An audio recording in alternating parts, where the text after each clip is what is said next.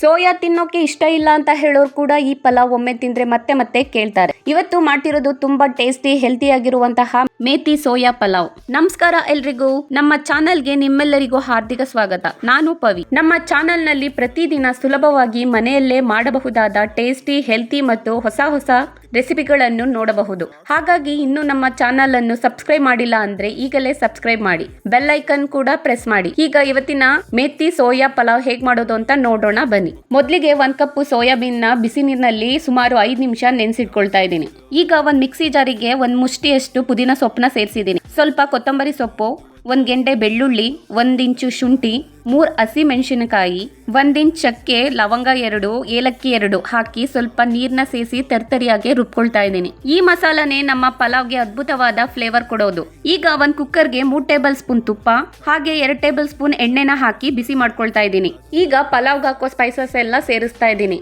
ಶಾಯಿ ಜೀರಿಗೆ, ಪತ್ರೆ, ಲವಂಗ, ಮರಾಠಿ ಮೊಗ್ಗು, ಅನಾನಸು, ಚಕ್ಕೆ, ಏಲಕ್ಕಿ, ಸ್ವಲ್ಪ ಸೋಂಪು, ಪಲಾವ್ ಎಲೆ 2 ಎಲ್ಲ ಹಾಕಿ ಚೆನ್ನಾಗಿ ಫ್ರೈ ಮಾಡ್ಕೊಳ್ತಾ ಇದ್ದೀನಿ. ಈಗ 1 ದೊಡ್ಡ ಈರುಳ್ಳಿಯನ್ನ ಸ್ಲೈಸ್ ಮಾಡಿ ಹಾಕಿ ಅರ್ಧ ಗೋಲ್ಡನ್ ಕಲರ್ ಬರೋವರೆಗೆ ಫ್ರೈ ಮಾಡ್ಕೊಳ್ತಾ ಇದ್ದೀನಿ. ಇಲ್ಲೊಂದು ಟಿಪ್ಪು, ಈರುಳ್ಳಿಯನ್ನ ಹೆಚ್ಚು ಬ್ರೌನ್ ಮಾಡಬೇಡಿ, ಅರ್ಧ ಗೋಲ್ಡನ್ ಬ್ರೌನ್ ಆದ್ರೆ ಸಾಕಾಗುತ್ತೆ. ಈರುಳ್ಳಿ ಫ್ರೈ ಆದ್ಮೇಲೆ ತಕ್ಷಣ ರುಬ್ಬಿರೋಂತಹ ಮಸಾಲೆನ ಸೇರಿಸಿ ಹಸಿ ವಾಸನೆ ಸಂಪೂರ್ಣ ಹೋಗೋವರೆಗೆ ಚೆನ್ನಾಗಿ ಫ್ರೈ ಮಾಡ್ಕೊಳ್ತಾ ಇದ್ದೀನಿ. ಈ ಸ್ಟೆಪ್ ನ ಸ್ಕಿಪ್ ಮಾಡಬೇಡಿ. ಮಸಾಲೆ ಚೆನ್ನಾಗಿ ಫ್ರೈ ಆದಷ್ಟು ಪಲಾವ್ ಅಷ್ಟೇ ರುಚಿಯಾಗಿ ಬರುತ್ತೆ. ಈ ಸಮಯದಲ್ಲೇ ಉದ್ದವಾಗಿ ಕತ್ತರಿಸಿದ 1 ಆಲೂಗೆಡ್ಡೆನ ಸೇರಿಸ್ತಾ ಇದ್ದೀನಿ. ಅರ್ಧ ಕ್ಯಾರೆಟ್, ಸ್ವಲ್ಪ ಬಟಾಣಿ ಹಾಕಿ ಚೆನ್ನಾಗಿ ಮಿಕ್ಸ್ ಮಾಡಿ 2 ನಿಮಿಷ ಫ್ರೈ ಮಾಡ್ಕೊಳ್ತಾ ಇದ್ದೀನಿ. ತರಕಾರಿ ಹಾಕಿದ್ಮೇಲೆ ಹೆಚ್ಚು ಬೇಯಿಸ್ಕೊಳ್ಬೇಡಿ, ಸ್ವಲ್ಪ ಕ್ರಂಚಿಯಾಗಿ ಉಳಿದ್ರೆ ಪಲಾವ್ ಇನ್ನೂ ರುಚಿಯಾಗಿರುತ್ತೆ. ಈಗ ನೆನೆಸಿ ಹಿಂಡಿಟ್ಟಿರುವಂತಹ 1 ಕಪ್ ಸೋಯಾ ಬೀನ್ಸ್ ನ ಸೇರಿಸಿ ಚೆನ್ನಾಗಿ ಫ್ರೈ ಮಾಡ್ಕೊಳ್ತಾ ಇದ್ದೀನಿ.